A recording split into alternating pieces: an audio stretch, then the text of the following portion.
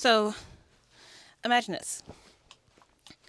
You have to get your tooth pulled, and you go to the dentist as usual, and the dentist is like, yeah, that tooth, it gotta go. So, get you on the table, put the little thing around your neck, doctor gloves up, and you're like, hey, yo, wait a minute. Are we skipping a step here? And the dentist says no, and then proceeds to rip your tooth out without any type of drugs, any type of numbing assistance. Just goes for it and sends you on your way. This was a common practice amongst African Americans. It was is widely believed that African Americans can take more pain than other groups of individuals.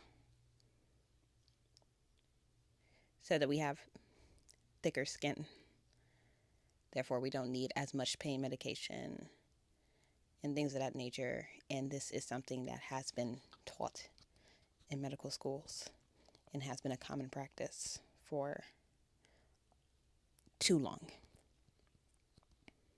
These beliefs are something that was used to justify why this particular group of people were able to survive for generations the brutality of the American slavery. And still to this day is believed that black people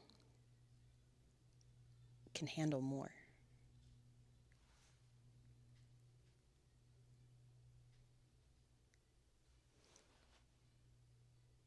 Whether that be physical pain, mental, psychological, it's just, it's believed that we can take it. And this belief is one of the things that sparked blue lights. Broken systems is something that I write about quite frequently because broken systems is something that I care a lot about because we create these things that are made to protect people, that are made to help people, and then for some groups of people, it does not. So, in the makings of blue lights, one thing that I was thinking about again and again was like the forced maturity of black children, how they are forced to adapt and grow up faster than a lot of other kids. Some kids, not all. We can't throw everybody into the same bucket, but it is prevalent in Blue Lights that Major, one of the main characters, is abused and neglected in his home and has been since he was a young child. And people have came. Child Protective Services have been called, police have arrived, but every time they are turned away. They are under the assumption that this is fine, this is normal, this is not anything out of the ordinary, this is not something that he can't handle.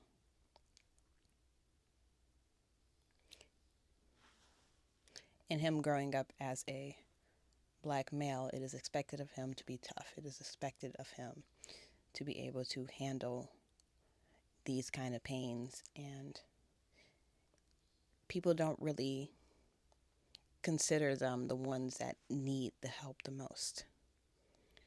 Oftentimes black teenage boys are kind of glossed over, looked over because they'll figure it out or they got it, they're tough, they can handle it.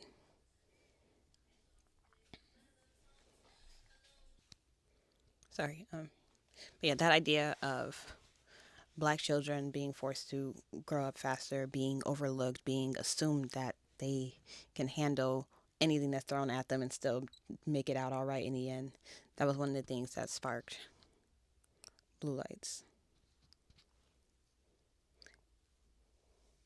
It's actually is brought up in a small conversation that happens. And it's one of those moments where this little conversation that may seem like it's not a part of the story can sum up just about the entire story. And there's a scene in which the characters are in their classroom. They are in their African American history class, which is an elective that they signed up for. And they have a teacher there who only teaches via the textbook, nothing else. So if it's not in a textbook, that's not correct. But as we know, textbooks can be wrong, can be changed, can be outdated. New information comes out all the time on things that happened in the past, and sometimes things are missed, things change. But the teacher that they have sticks to the textbook and only the textbook, and kind of doesn't really care about the subject. He's just doing it because it was on his schedule, which is disheartening for a lot of students who signed up for that class actually wanting to learn more.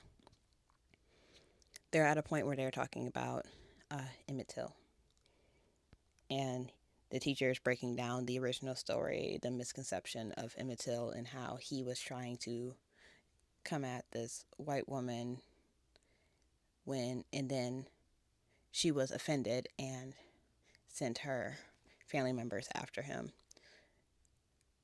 So the character Major comes out and says that that is incorrect. The woman herself came out and told us that that's not what happened, that she framed him, that she in, in sorry, that she led the entire thing, that it was all her fault, and the boy didn't do anything to her, which gets them into a heated back and forth with their teacher, which gets them sent to their deans.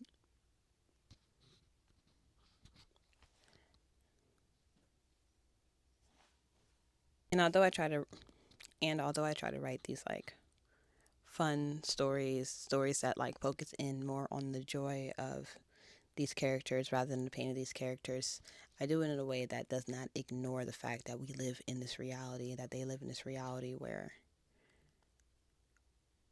who they are, the color of their skin does matter and does have an effect on how people treat them and react to them.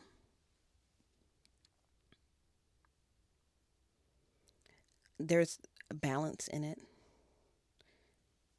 and I can recognize that it can be hard to balance because there are so many stories that are just where race is the conflict or sexuality is the conflict. And I was tired of reading stories where people were telling me that my skin was the problem. So I started writing stories where the problem exists outside of the skin, but we don't ignore the fact that who we are plays a role in how the world moves around us or how we move through the world. So blue lights come from a very real place. I've told you about the song that it came from, but different aspects of blue lights came from a very real place and things that I really do care about in history and things that are happening now to this day. I think that children deserve a chance to be kids. I don't think that we should force people to grow up faster than they need to. And I just want people to try and hold on to that innocence longer than we're just letting go of, because you only get this once, right? All right, that's it for today. I'm about to head to a festival, eat some french fries, drink some lemonade, have a good time. Peace out, y'all.